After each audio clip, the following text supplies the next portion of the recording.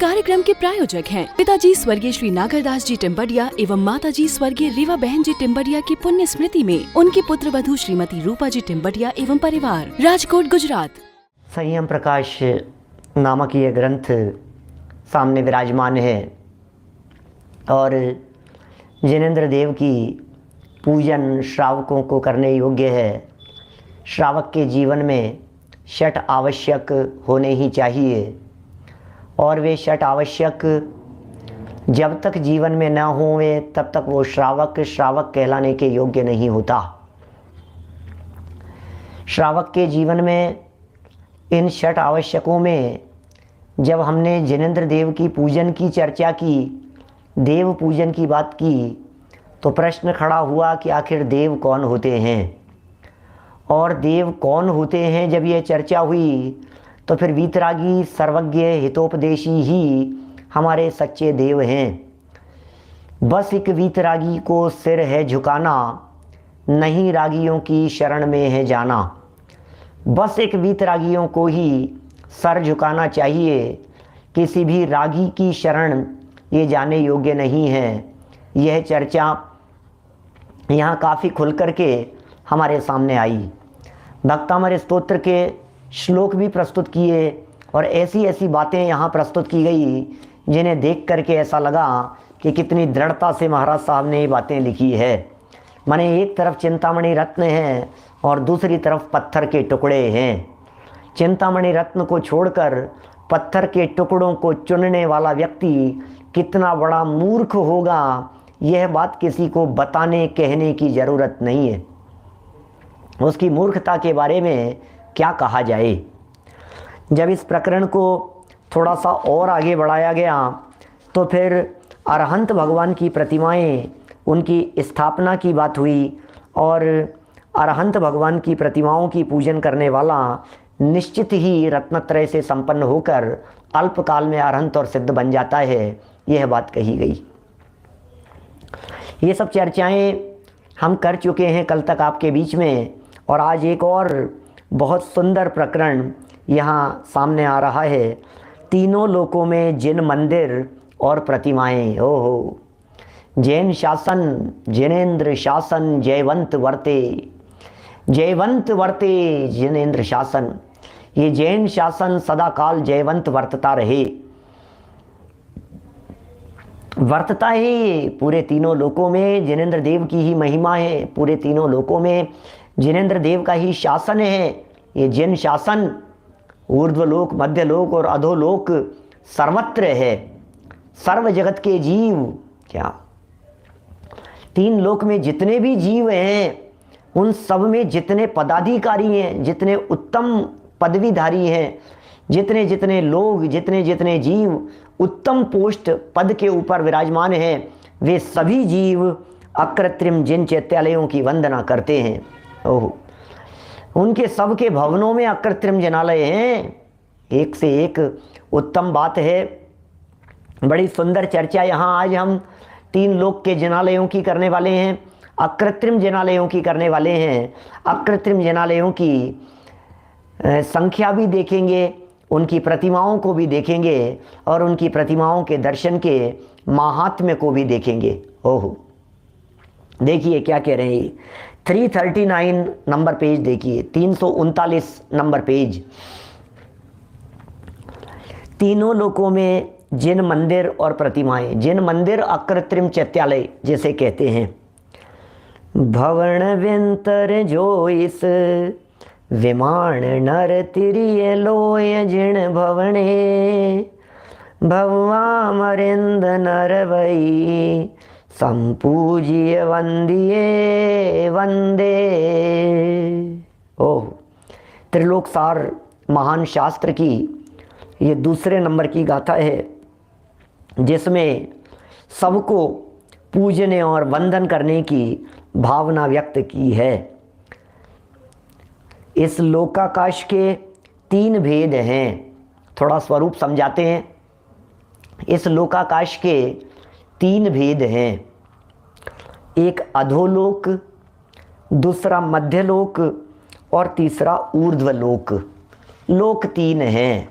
अब कौन नहीं जानता होगा, अब ये लोक की चर्चाएं अपन भौगोलिक दृष्टि से तो यहाँ कुछ भी नहीं करने वाले हैं। इस संबंध में तो हमारे वीडियो प्रवचन उपलब्ध हैं सब, और बहुत सारे लोगों ने देखे सुने भी हैं।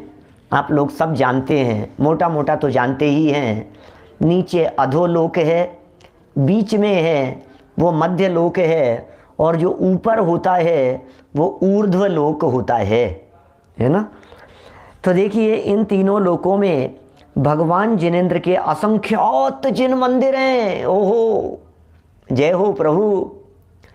इन तीनों लोकों में जिनेंद्र भगवान के, भगवान जिनेंद्र के, वीतरागी सर्वज्ञ परमात्माओं के असंख्यात जिन मंदिर हैं, उनकी गणना बताते हैं, उनकी गिनती बताते हैं, उनकी काउंटिंग बतलाते हैं। ओहो, ऊर्ध्व लोक में भी जिन चैत्यालय हैं, अधोलोक में भी, मध्य लोक में भी। क्या बात करते हैं, एकदम सुन सुन करके कितने गौरव की अनुभूति होती है। अरे अधोलोक में भी है भाई साहब, अधोलोक में भी है। इसका मतलब क्या है? क्या नारकी जीव जाते होंगे? क्या क्या क्या नारकी जीव दर्शन करने के लिए जाते होंगे? क्या निर्मल चंद जी साहब, देव लोग जाते हैं, उन कृत्रिम चैत्यालयों की वंदना करने के लिए जाते हैं। अष्टानी का महापर्व में शुरू हो रहे हैं, आज उसकी पूर्व संध्या पर हम चर्चा कर रहे हैं। ओहो, नारकी तो नहीं कर पाते बेचारे पाप कर्म के उदय के कारण, लेकिन अधोलोक में जरूर अकृत्रिम चैत्यालय हैं। वहाँ के भाग्यशाली लोग वहाँ जाकर के जरूर दर्शन करते हैं। कौन लोग?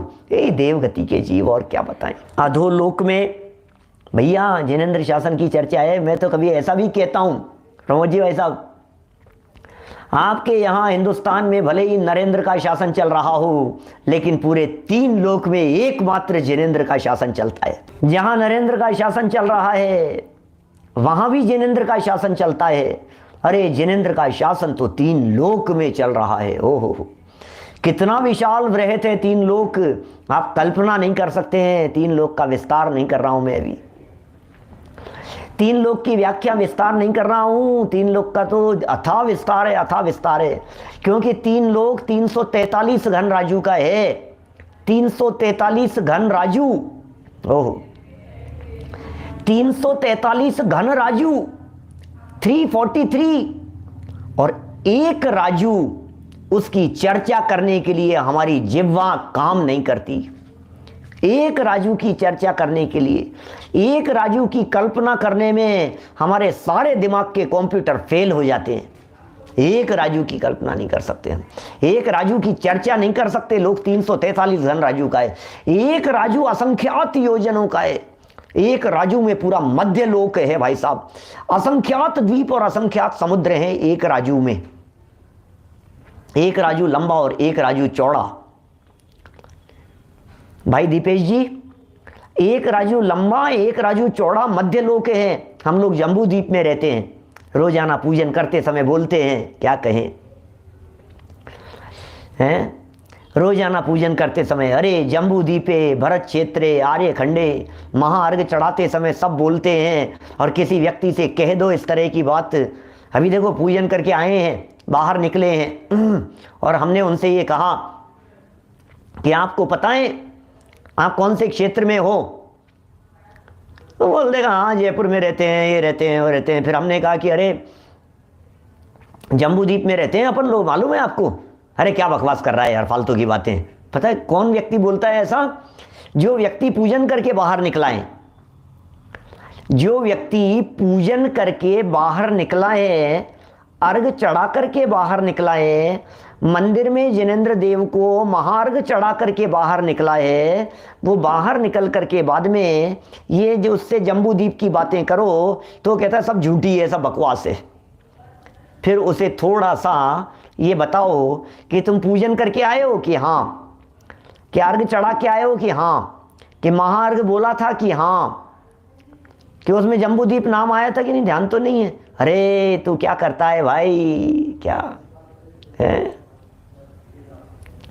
बानेंद्र बगड़ा जी क्या आ गए नैरोबी से? बोलो क्या लिखा है?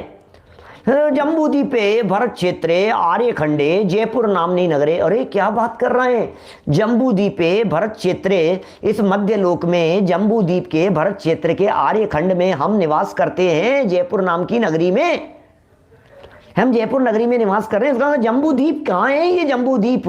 अरे जम्बूद्वीप का ठिकाना नहीं है, जम्बूद्वीप तो इस एक राजू में समुद्र में बूंद बराबर है।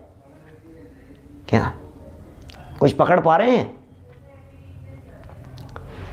कुछ पकड़ पा रहे हैं आप?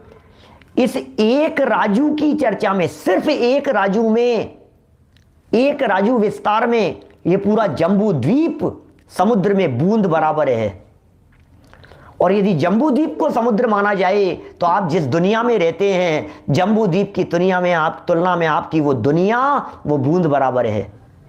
और जिस दुनिया में आप रहते हैं उस दुनिया की तुलना में देखा जाए तो आपकी जो प्रॉपर्टी है वो आपकी प्रॉपर्टी बूंद बराबर है, जिस प्रॉपर्टी का अभिमान करते हैं हम। अरे तुम्हें पता है इतने बंगले हैं, तुम्हें पता है इतनी फैक्ट्रियां हैं, तुम्हें पता है मेरे पास में क्या है, अरे इतने बीघा जमीन है, क्या इतने उसमें है, इतने लंबे चौड़े खेत हैं हमारे। कि अच्छा भाई साहब, हमें तो पता ही नहीं था, आपकी तो प्रॉपर्टी बड़ी गजब की है। तो इस दुनिया के एरिया में, इस दुनिया के नक्शे में जरा हमें दिखाइए आपकी प्रॉपर्टी। अरे यार क्या पंडित जी मजाक करते हो क्यों? एक बूंद तो रख दो, एक डॉट तो रख दो वहां इस दुनिया के नक्शे में, जिसे आप दुनिया कहते हो, जिसे आप दुनिया समझते हो, एक डॉट। अरे एक पेन ऐसे टच करने, सुई की नोक टच करने जैसी सामर्थ्य नहीं है इस वर्ल्ड के मैप में जिसमें आपके सब दिख रहे हैं। क्योंकि एक उंगली रखते हैं, इस उंगली में तो पूरा हिंदुस्तान आ जाता है। क्या एक डॉट यदि कहीं टिका दो तो उसमें पूरा राजस्थान आ जाता है। क्या करें? जयपुर के लिए डॉट की जगह नहीं है भाई साहब संजय जी। विदिशा के लिए कितनी जगह मिलेगी उस दुनिया के मैप में? विदिशा कितनी डॉट में है? अरे विदिशा के लिए तो डॉट भी नहीं रखा जा सकता। अरे क्या बात कर रहे हो आप, विदिशा के लिए डॉट भी नहीं है तो फिर पारस महल का क्या होगा? बोलो क्या करें? बोलो हंस कुमार जी साहब, इंदौर में कितनी प्रॉपर्टी है? अरे क्या काय की प्रॉपर्टी की बात करें, ये दिखा रहे। मैं सिर्फ, मुझे किसी के बारे में कुछ नहीं कहना है, मुझे तो सिर्फ इतना कहना है कि जिनागम की इन बातों को पढ़ करके चोट पड़नी चाहिए। क्या जब लगे ना आई एम समथिंग तो लगना चाहिए मैं हूं कौन मैं। क्या ये जनवाणी की बातें, कहाँ हूं मैं, कहाँ कौन से नशे में जी रहा हूं मैं। अच्छा बात करो, अरे जैसे गांव के नगर के थोड़े से पार्षद होते हैं ना, वो ऐसे चलते हैं तन करके, आए मेरा एरिया है, ये मेरा इलाका है। पार्षद है नगर निगम के, मेरा इलाका है। एमएलए हैं, ये हमारा इलाका है। एमपी हैं, सीना तान करके। सुनो, अभी ये जो पूरा हिंदुस्तान है, ये पूरा हिंदुस्तान किसका है? आपने कहा नरेंद्र, माननीय लगा दीजिए। अरे नरेंद्र मोदी जी का इलाका है हिंदुस्तान, भारत तो इनका इलाका है। अरे भाई सुन तो सही, पूरे 3 लोक में जिनेंद्र का शासन चलता है। क्या अन्य मत को कोई स्थान नहीं है, अन्य जगत के देवी देवताओं को कोई स्थान नहीं है। भाई साहब हम क्या बतलाएं आपको, ये क्या लिख रहे हैं? सर्वत्र अकृत्रिम चैत्यालय हैं। अरे यदि कोई मुस्लिम भाई का भी मरण होता है, किसी हिंदू भाई का भी मरण होता है, किन्हीं शर्मा जी का मरण होता है, गुप्ता जी का मरण होता है, किसी जैन साहब का मरण होता है और मर करके वे देवगति में चले जाते हैं, तो वहां जन्म होते ही पहला काम इन अकृत्रिम चैत्यालयों की वंदना करने के लिए जाना होता है। बोलो समझ में आ रही है बात? पहला काम अकृत्रिम चैत्यालयों की वंदना करने के लिए जाना होता है। कहीं भी चले जाओ आप, देवगति में किसी भी जगह पर चले जाओ, हम किस खेत की ककड़ी, हम क्यों, हम मूली थोड़ी ना होंगे, ककड़ी जरूर हो सकते हैं हम, हैं? खीरा कहो, लौकी कहो, क्या हम किस खेत की लौकी, काय को जमीकंद की बात कर रहे हैं अपन। चलो क्या कहते हैं देखो जरा, अधोलोक में अब नीचे से चलते हैं। अकृत्रिम चैत्यालय दिखा रहे हैं, जिन मंदिर दिखा रहे हैं, जरा देखिए जिन मंदिर दिखाएंगे, फिर उनकी प्रतिमाएं दिखाएंगे, फिर उनकी महिमा गाएंगे। हैं, अद्भुत अद्भुत स्वरूप है। जरा धीरे धीरे देखिए, अधोलोक में माने नीचे, नीचे उतरे यदि अपन, तो खर पंख भाग में, अब ये थोड़ा सा आधा मिनट लूंगा आप लोगों का। यहां से जब नीचे उतरते हैं तो उन नीचे उतरते समय अधोलोक में 7 नरक पृथ्वियां हैं। आधे मिनट में 30 सेकंड में बोलता हूं। 7 नरक पृथ्वियां हैं। उनमें पहली पृथ्वी रत्न प्रभा, उसके 3 हिस्से हैं। नरक में, अधोलोक में 7 नरक है ना, 7 नरक, 7 में से पहली के 3 पार्ट हैं। तीसरे पार्ट में नारकी रहते हैं और शुरू के 2 पार्ट में ये लिख रहे हैं 7,72,00,000 अकृत्रिम जनालय हैं, मंदिर हैं। ओहो, कोई भी हो, कोई भी हो, कोई दूसरा धर्म दर्शन चलता ही नहीं है, किसी और का साम्राज्य ही नहीं है, सर्वत्र वीतरागियों का साम्राज्य है। क्या बताएं भाई साहब, हर व्यक्ति, हर जीव जिनेंद्र की पूजन भक्ति, जिनेंद्र की आराधना करनी ही होगी उनको। लिख रहे हैं, देखिए, अधोलोक में व्यंतर और भवनवासी देवों के निवास है। व्यंतरवासी देव भी रहते हैं, नाग कुमार जाति के देव कहते हैं ना, नाग कुमार जाति के देव। पता है, ये जो शेष नाग की कल्पना चली है कि ये धरती शेष नाग के ऊपर टिकी है, ये नाग कुमार जाति के जो देव हैं उनकी वजह से ये परिकल्पना अन्य मत में प्रचारित हुई है कि शेष नाग के ऊपर ये पृथ्वी टिकी हुई है। नाग कुमार जाति के देव हैं नीचे अधोलोक में, बहुत प्रभावशाली हैं नाग कुमार जाति के देव। और नाग कुमार जाति के जो देव हैं उनके जो इंद्र हैं वे भूतानंद और धरणेंद्र नाम है उनका। तो जो धरणेंद्र है ना, धरणेंद्र जिनका नाम है, धरणेंद्र और पद्मावती हो गए थे। नाग नागिन के जीव पार्श्वनाथ स्वामी के संबोधन को सुनकर, राजकुमार पार्श्वनाथ स्वामी के संबोधन को सुनकर वे जो नाग और नागिन के जीव, जलते हुए नाग नागिन के जीव मर कर के धरणेंद्र और पद्मावती हो गए थे। तो ये जो धरणेंद्र हैं, ये धरणेंद्र कौन हैं कि धरण नाम के इंद्र हैं नाग कुमार जातियों के। तो नाग कुमार जाति के इंद्र हैं वे धरणेंद्र हैं। भवनवासियों में, भवनवासियों के 10 वेद हैं। भवनवासियों के असुर कुमार, भवनवासिनो सुर, नाग, विद्युत, सुपर्ण, अग्नि, वात, स्तनित, उदधि, द्वीप, दिक् कुमार, ये 10 वेद हैं ये भवनवासियों के। तो उनमें से एक नाग कुमार जाति के भवनवासी हैं और उनके जो इंद्र हैं वो धरण हैं। तो धरणेंद्र, और वो धरणेंद्र नाग कुमार जाति के हैं और नीचे रहते हैं, अधोलोक में रहते हैं। अब चूंकि वे अधोलोक में रहते हैं, नीचे रहते हैं, तो सुना, अरे ये तो धरती के नीचे उन्होंने टिका रखा है, शेष नाग के ऊपर धरती टिकी हुई है, धरती टिकी हुई है शेष नाग के ऊपर। ऐसा इस तरह से वो सुन करके स्वरूप बिगड़ता चला गया। क्या फिर ये कह रहे हैं, व्यंतर और भवनवासी देवों के निवास स्थान है नीचे, अर्थात उनके महल हैं। क्या उनमें से व्यंतरों को छोड़कर भवनवासियों की संख्या 7,72,00,000, दोबारा लिख दिया, पहले अंकों में लिख दिया फिर शब्दों में लिख दिया, 7,72,00,000 है। एक एक चैत्यालय में 500 धनुष के आकार वाली, ओहो क्या लिख रहे हैं, एक एक चैत्यालय में 500 धनुष के आकार वाली 108 कायोत्सर्गासन एवं पद्मासन अकृत्रिम जिनबिंब विराजमान है। ओ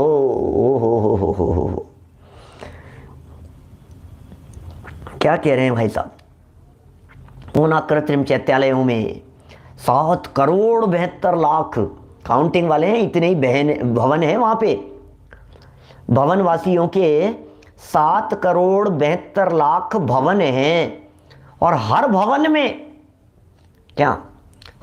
में एक एक जिन मंदिर, जितने भवन माने निवास स्थान, और वो एक एक निवास स्थान, उसमें बहुत बहुत देव रहते हैं, अनगिनती देव रहते हैं, और उनमें एक एक अकृत्रिम चैत्यालय है, और उस चैत्यालय में 108 प्रतिमाएं हैं।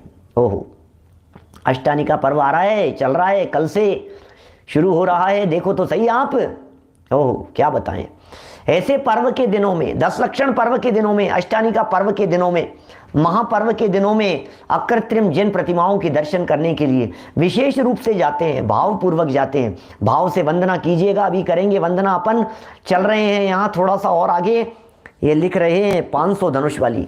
ओहो, कहीं कैसी प्रतिमाएं, पद्मासन प्रतिमाएं, आसन लगा करके। 500 धनुष, कितना होता है 500 धनुष?